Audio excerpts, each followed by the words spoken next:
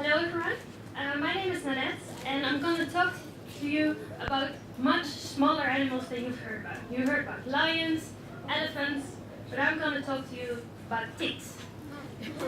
Very, very small. Ticks are actually really tiny predators who can bite you when you walk in the forest or when you go on a walking safari here in Kruger. And they can also carry diseases. I have some ticks you can see. So I've drawn some ticks, but I also have some real live ticks. I can show it around, but I don't want you to open it, because then they will attack.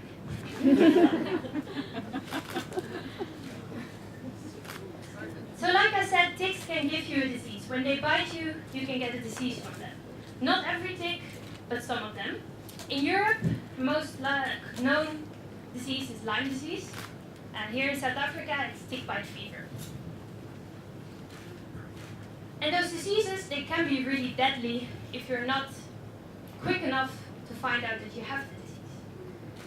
So we don't want to die, of course, from a disease we get from a tick. And that can be done by reducing the number of ticks in the grass, because the grass is where they live. And that's actually the reason why I do my research. I look how can we minimize the number of ticks in the grass. So firstly, I will actually want to know how many ticks are there actually in the grass. And secondly, I want to know which animals do the ticks like? Which animals do the tick bite? So first, I go and catch some ticks in the grass to see how many there are. And I do that with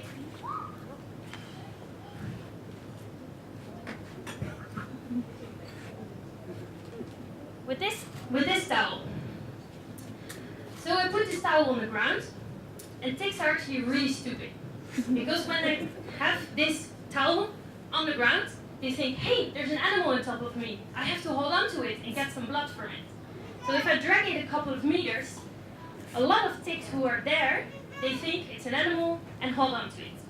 So if I turn it around, I can see all the ticks that are on there, and I can collect them in those tubes that are going around now. And if I come back to the lab, I can test them whether they have the diseases. And then I know how many ticks are there in the grass, how many ticks have diseases. And then I want to know how many ticks are there on animals.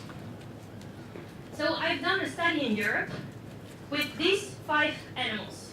So there are 5 deer animals and 1 wild boar. And a wild boar is actually a wild pig. And the funny thing is, I counted all the ticks on these animals, and there were no ticks on the wild boar. There were a lot of ticks on the deer, but not on the wild boar. So the ticks are actually really picky eaters. They like the deer, but they don't like the wild boar. And there are also ticks around who only eat for one time. So if you only have one meal, you are picky, right? So these ticks are also picky. And I think it might be really interesting to see if this is also the case here in South Africa. Because we can see deer as antelopes and a wild boar as a warthog here.